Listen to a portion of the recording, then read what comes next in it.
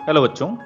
तो इस वीडियो में हम जेई मेंस में आए हुए सेट्स के सबसे जो डिफरेंट और टफ क्वेश्चंस हैं वो डिस्कस करने वाले हैं। ठीक है, वैसे तो सेट सबको पता है कि बहुत इजी टॉपिक है, बट स्टिल जेई मेन में कुछ अच्छे क्वेश्चंस भी हैं जो बहुत सारे बच्चों को थोड़ा उनको दिक्कत आती है। ओके, तो ये पहला क्वेश्चन देखो, ये वन ऑफ द टफेस्ट है, मतलब यही काइंड ऑफ सबसे टफ है। ठीक है, इस क्वेश्चन को देखा भी होगा बहुत सारे लोगों ने, तो कैसे हैंडल करेंगे वो एक बार देख लेते हैं। इस क्वेश्चन को सॉल्व करने से पहले हमें समझ में तो आना चाहिए कि ये पूछ क्या रहा, दिया क्या इसने। ठीक है, तो देखो इसमें सबसे पहले दिया हुआ है ये सिंबल जो है, ये सिंबल रिप्रेजेंट कर रहा है यूनियन का, union of xi from i is equals to 1 to 50। That means there are 50 number of sets, और वो सेट्स कौन से हैं, x1 x2 x3, ऐसे ही यूनियन लिया गया है कहाँ तक, x50 तक, और इन सब का यूनियन लेकर के कुछ आंसर आने वाला है। ठीक है, तो वो जो आंसर आने वाला है, जो सेट आने वाला है, उसका नाम टी रखा गया है। सिमिलर फैशन में n नंबर ऑफ सेट्स हैं y1 y2 y3, उन सब का भी यूनियन लेकर के, यूनियन लेने के बाद वापस से यही सेट टी आ रहा है। ठीक है, और एक और चीज गिवन है कि हर एक xi जो x1 x2 से लेकर के x50 तक, कोई भी आप उस फॉर्मेट का अगर आप क्या उठाओगे, सेट उठाओगे, तो उसमें नंबर ऑफ एलिमेंट्स कितने गिवन है, 10, एंड इस वाले में कितने गिवन है, 5। ठीक है, इतना तक तो चलो सिंपल है, समझ लिया होगा तुमने। फिर उसके बाद एक इंफॉर्मेशन दी हुई है कि if each element of set T, इसका हर एक एलिमेंट, इसका हर एक एलिमेंट एग्जैक्टली 20xi फॉर्मेट के सेट्स में अवेलेबल है, इसका हर एक element exactly 6 number of yi format के जो सेट्स हैं उसमें अवेलेबल है। ठीक है, तो ये इतनी इंफॉर्मेशन गिवन है और हमें इसमें n की वैल्यू बतानी है। ओके, चलो फिर सॉल्व करते हैं। तो अब हम करने क्या वाले हैं, तो देखना मैं तुमसे सबसे पहले पूछ रहा हूं कि सिग्मा n ऑफ xi कितना होगा। ठीक है, ऑब्वियसली वेयर i कहां से कहां जा रहा है, 1 से 50। क्या मीनिंग हुआ ये, मतलब पहले सेट में कितने एलिमेंट्स हैं, दूसरे में कितने हैं, और अप टू 50 में कितने हैं, उन सबको अगर ऐड करूं, how many number of elements are going to be there. तो हर एक सेट में 10 एलिमेंट हैं एंड टोटल 50 एलिमेंट्स हैं, सो I can say 500 number of elements होंगे। या ऐसा कह सकता हूं कि अगर मैं ऐसे सेट्स लिखते जाऊं, x1 लिखा मैंने, x2 लिखा, ऐसे करते करते x50, और मैं यहाँ पे एलिमेंट्स लिखने लगूं, तो कितने एलिमेंट्स लिखने पड़ेंगे, 1 2 ऐसे करके 10, फिर यहाँ पे 10, और इन दी एंड लास्ट यहाँ पे भी 10। तो टोटल कितने, 500 टाइम्स हमें एलिमेंट्स लिखने पड़ेंगे। ठीक है, अब और क्या करें, तो ऐसा कर लेते हैं, काम कर लेते हैं, पहले हम टी में नंबर ऑफ एलिमेंट्स को, टी में जो नंबर ऑफ एलिमेंट्स हैं उनको अज्यूम कर लेते हैं। ठीक है, लेट्स से के। ठीक है, तो टी में मैंने अज्यूम किया कि के नंबर ऑफ एलिमेंट्स हैं और हर एक एलिमेंट को 20 डिफरेंट xi फॉर्मेट के सेट्स में अवेलेबल है। ठीक है, तो मतलब मैं ऐसा कह सकता हूं कि टी सेट टी के हर एक एलिमेंट को, मान लो t1 t2 ऐसे करते करते टी के, इसको कितनी बार लिख दूं, 20 टाइम्स लिख दूं, इसको 20 टाइम्स लिख दूं, और इसको 20 टाइम्स लिख दूं, ऐसे सबको 20 टाइम्स लिख दूंगा, तो finally x1 x2 x3 up to x50 नहीं बन जाएगा, क्योंकि t1 जो है वो ऐसे x1 में हो, सपोज मान लो x2 में हो, ऐसे करते करते x20 तक है, t2 इसी तरीके से करते करते, तो ये सारे एलिमेंट्स का यूनियन, मतलब x1 से लेके x50 तक के सारे सेट्स का यूनियन t है, और t का हर एक एलिमेंट एग्जैक्टली 20 डिफरेंट सेट्स में अवेलेबल है x के। तो मैं कह सकता हूं कि हर एक t के एलिमेंट को 20 टाइम्स लिखूंगा तो सारे के सारे सेट x1 से लेकर के x50 तक वाले लिख जाएंगे, जैसे अगर मुझे लिखना होगा तो इसीलिए ये जो 500 नंबर ऑफ एलिमेंट्स हैं, मैं इनको कह सकता हूं कि ये 20k के इक्वल होंगे। So from here I can say that this k must be 25। इसका ये मतलब हुआ कि जो t सेट है उसमें 25 नंबर ऑफ एलिमेंट्स होने चाहिए। अब बिल्कुल सिमिलर फॉर्मेट में अगर मैं कहूं कि number of elements in yi पे सिग्मा लगा दूं, i इक्वल्स टू 1 से n तक, तो एक yi वाले फॉर्मेट के सेट में कितने एलिमेंट्स हैं, 5, और n सेट्स हैं तो 5n हो जाएगा। अगेन t का हर एक एलिमेंट 6 बार अगर हम लिखेंगे तो वाई आई वाले सारे y1 y2 सारे सेट्स ऐसे बन जाएंगे। तो आई कैन से कि के जो एलिमेंट्स हैं टी में उनको 6 टाइम्स लिख दूंगा तो ऐसा हो जाएगा। तो अभी मैंने बताया कि के की वैल्यू तो कितनी है 25 है, तो 6 into 25 is 150। So 5n is 150, that means n is going to be 30। तो इस प्रकार से ये क्वेश्चन हो गया सॉल्व। ठीक है, चांसेस है कि समझ में आ गया होगा, मैंने पूरी कोशिश करी एक्सप्लेन करने की। थोड़ा और बेटर अंडरस्टैंडिंग के लिए एक और क्वेश्चन कर लेते हैं। ठीक है, ये नहीं आया हुआ जेईई मेन में, लेकिन सिमिलर ही, बिल्कुल सिमिलर फॉर्मेट का ही क्वेश्चन है।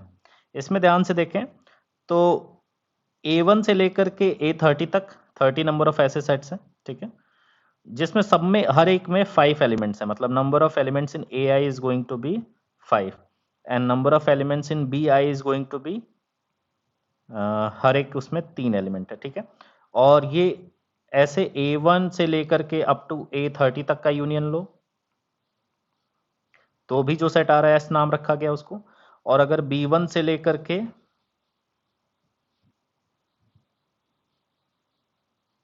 Bn तक अगर हम लें यूनियन तो भी सेट ऐसा आ रहा है। ठीक है, तो अब यहां से मैं तुमसे पूछूं कि अगर मैं सिग्मा लगा दूं किस पे, number of elements in AI पे, तो एक बार I की वैल्यू कहां से कहां तक जाएगी 30 तक।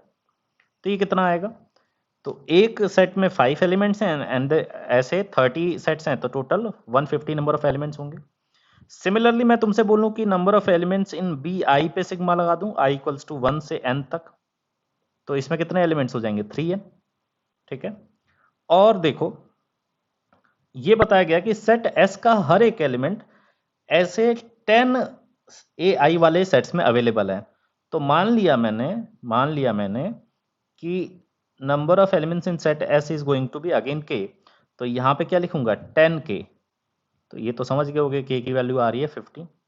और ये देखें तो ये एग्जैक्टली 9 ऑफ द BIs, तो मतलब यहाँ पे 9k लिखेंगे।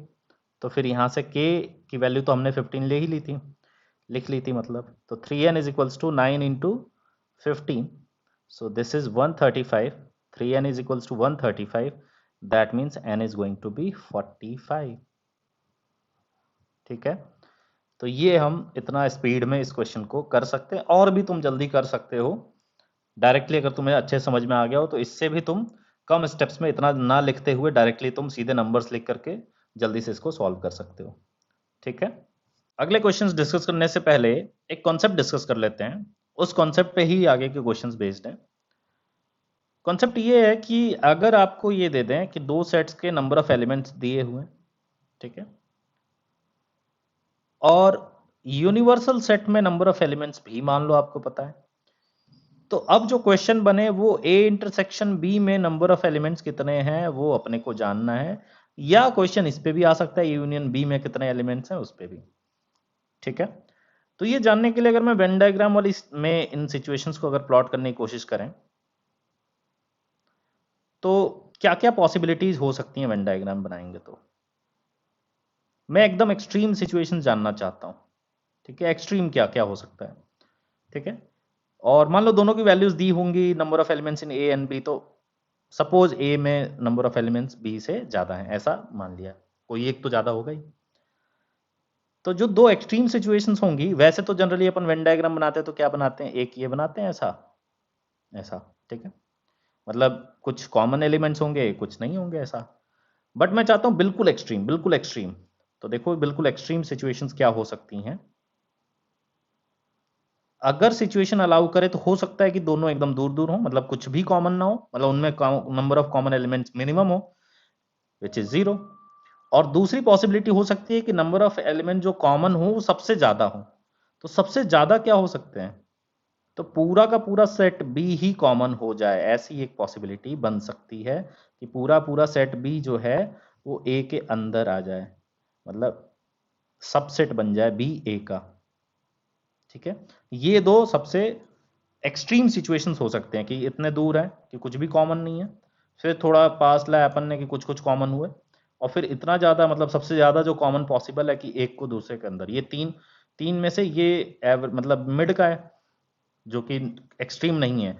एक्सट्रीम सिचुएशंस ये दोनों हो सकती हैं। ठीक है, देखो ये वाला तो हमेशा हो सकता है, बट ये वाला कभी कभी अलाउ ही नहीं करेगा हमको सिचुएशन। ऐसा क्यों है? सपोज मान लो ए में 70 एलिमेंट्स हैं एंड बी में 60 एलिमेंट्स हैं, दोनों मिला के कितने हो गए 130, और अगर यूनिवर्सल सेट में ही 100 एलिमेंट्स हो, तो बताओ ऐसा पॉसिबल है क्या? आंसर है नहीं। तो ये जो मैंने तुम्हें सिनेरियो कुछ कुछ समझाया कि एक्सट्रीम क्या क्या हो सकता है, दो ये एक्सट्रीम्स हैं, ठीक है।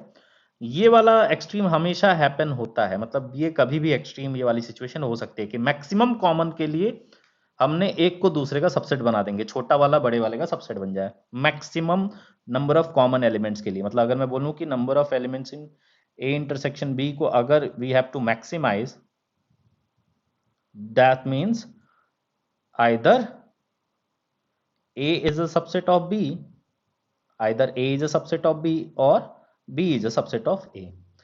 ये अपने लिए इजी है। और for number of elements in A intersection B to minimum, minimum के लिए क्या हो सकता है, तो वो अभी हम एग्जांपल्स के थ्रू ही देख लेंगे, समझ लेंगे, ठीक है। चलो फिर वो क्वेश्चन सॉल्व करते हैं, आई होप अब हो जाएगा। ये हैं दो क्वेश्चंस, दोनों के दोनों 2020 में ही आए हुए हैं। तो इसमें से जरा फर्स्ट क्वेश्चन को देखो। फर्स्ट क्वेश्चन में क्या बोला जा रहा है कि 73% जो पर्सन्स हैं एक ऑफिस में, they like coffee, that means coffee persons are 73%, and if you are talking about tea persons, they are 65। If X denote the number of percentage of them who like both, मतलब ये जानना चाहते हैं कि coffee और T पाने वाले कितने हो सकते हैं। कैन नॉट भी पूछा, मतलब क्या नहीं हो सकते, ठीक है। तो अगेन मैंने जो बताया कि ये दो चीज दी हुई है, ये तीसरा पूछा। अब कोई बोले यूनिवर्सल सेट के एलिमेंट्स कितने हैं, तो वो तो यार 100% होंगे ना, ठीक है। तो ऐसा समझ लो कि यार 100 एलिमेंट्स यूनिवर्सल सेट में है और कॉफी और टी में 73 और 65 है। तो मैं तुमसे पूछूं कि क्या ये सिनेरियो पॉसिबल है? आंसर है नहीं, इन दोनों का सम तो 100 से ज्यादा हो जा रहा है। दैट मीन्स जो सिनेरियोज पॉसिबल हैं वो कुछ इस तरीके का होगा, ठीक है। तो आपको जैसे minimum number of common element चाहिए, तो एक ये बना लिया, और मैक्सिमम तो आपको पता ही है। मैक्सिमम सिनेरियो के लिए क्या ले लेते हैं कि टी वाले कॉफी में सबसेट हो जाएं, तो जो टी पर्सन्स हैं वो कॉफी में, तो मतलब मैं कह सकता हूं कि number of persons in coffee intersection T जो होगा मैक्सिमम 65 हो सकता है।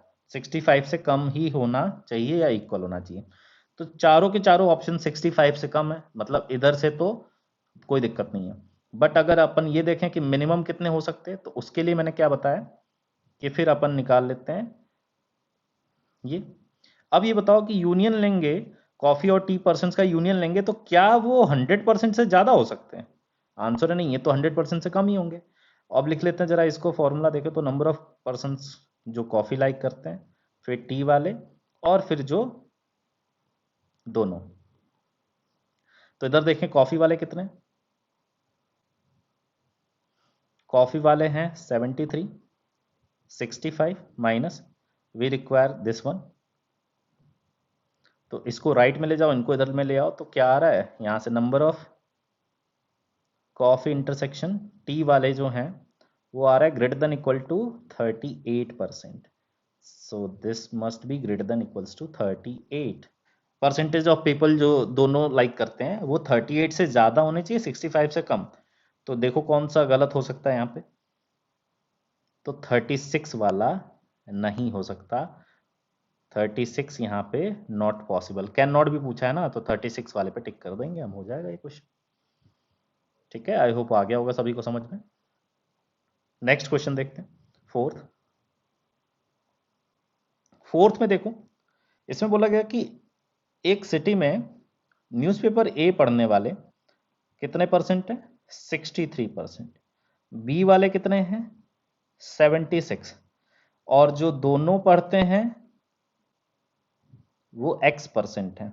तो x की वैल्यू क्या हो सकती है वो, तो यार एक तो तुम समझ गए होगे कि number of A intersection B जो मैक्सिमम हो सकता है, मैक्सिमम तो दिख ही गया होगा कि कौन सा सिनेरियो हो जाए, सबसेट बन जाए, ए बी का सबसेट हो जाए, तो ये मैक्सिमम 63 हो सकता है, ठीक है। मतलब ये वाला गलत है, ये अपन को पता है।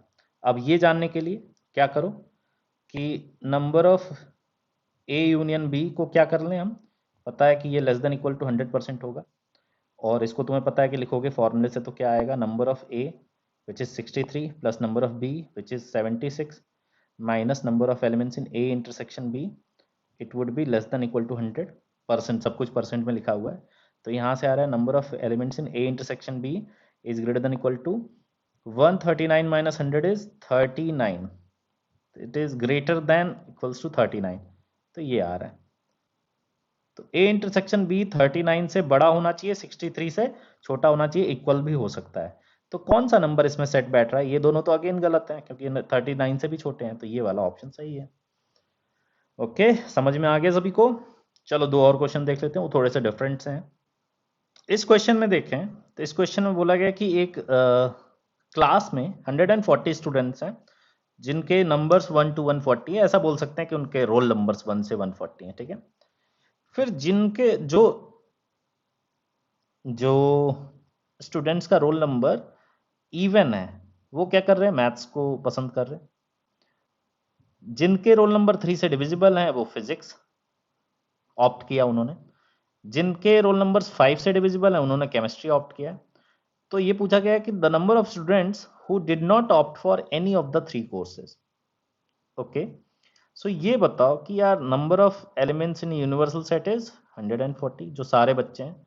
और ये बताओ कि मुझसे क्या पूछा गया, मान लो ये जैसे 3 सेट्स हैं ए बी सी, तो तुमको पता होगा कि एबीसी बनाने से 8 रीजन्स में बढ़ जाएगा, तो कौन सा रीजन चाहिए अपने को, तो आंसर है ये वाला, ये वाला, ये वाला रीजन चाहिए।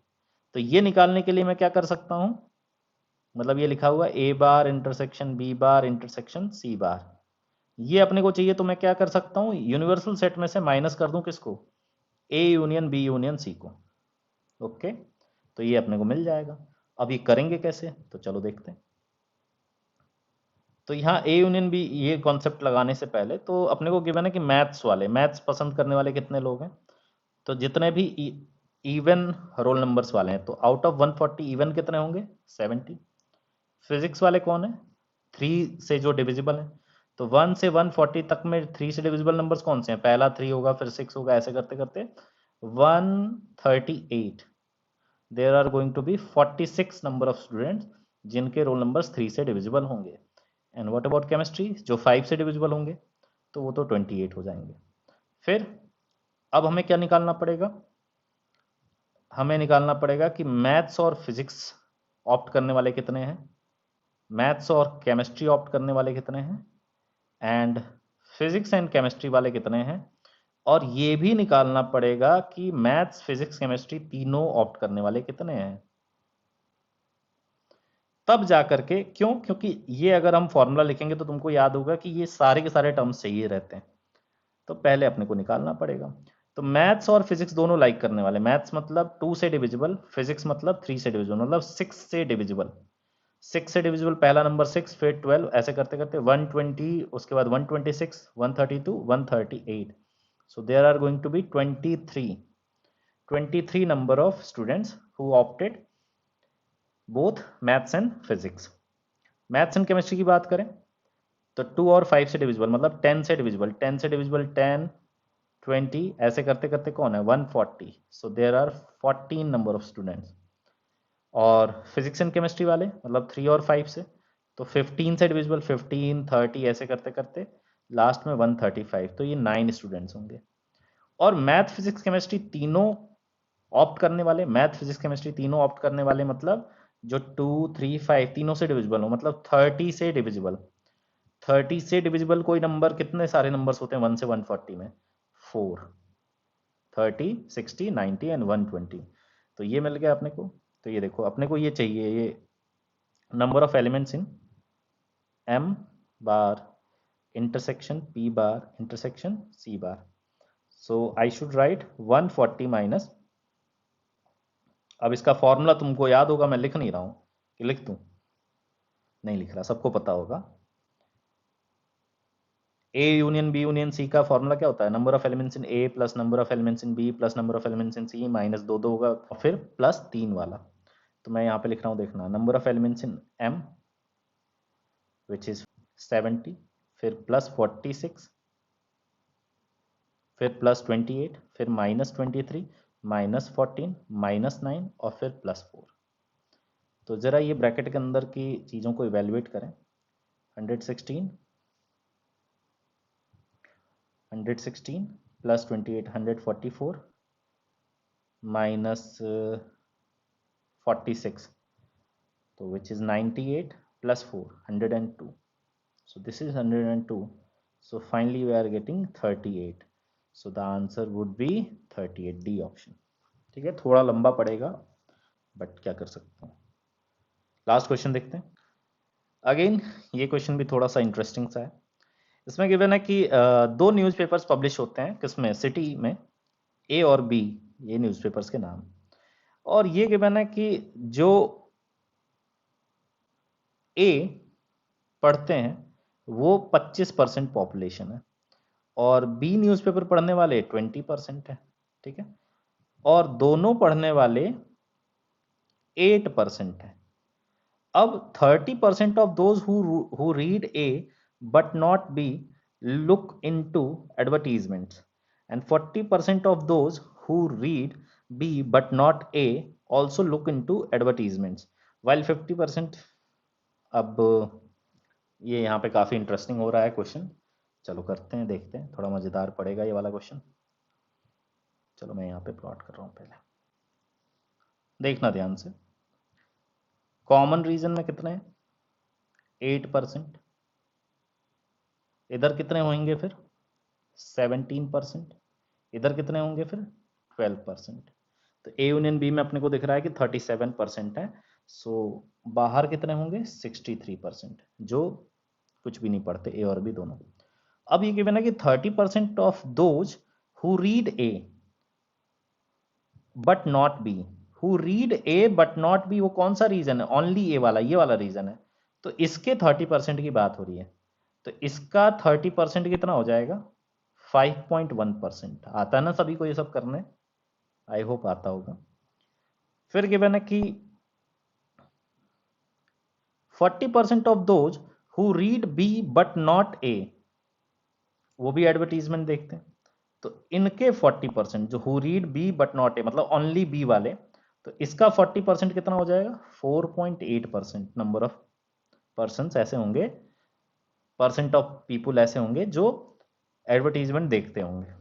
और फिर बोला गया कि 50% of those who read both A and B also look into advertisement. तो इसके 40%, इस रीजन के 40%, सो दैट वुड बी 4%। तो पूछा गया then percent of population who look into advertisement. तो यार जो पेपर पढ़ता है वही एडवर्टीजमेंट देखता होगा, इनमें से तो कोई नहीं देखता होगा एडवर्टीजमेंट, तो ये 0% हुए। तो इन सब का ही अपने को सम बताना है। तो कितना आ रहा है यहाँ से 9.9 प्लस 4 विच इज 13.9%। तो ये काफ़ी इंटरेस्टिंग क्वेश्चन है, मतलब जल्दबाजी में देखें थोड़ा अजीब लगेगा कि ये क्या पूछना चाह रहा है, बट सिंपल सा है काफ़ी। ओके, तो ये थे सेट्स के काफ़ी इंटरेस्टिंग क्वेश्चन जो हमसे पूछे गए थे। आगे वैसे इस सीरीज़ में मैं और भी क्वेश्चंस ऐसे कराऊंगा। So stay tuned, keep learning.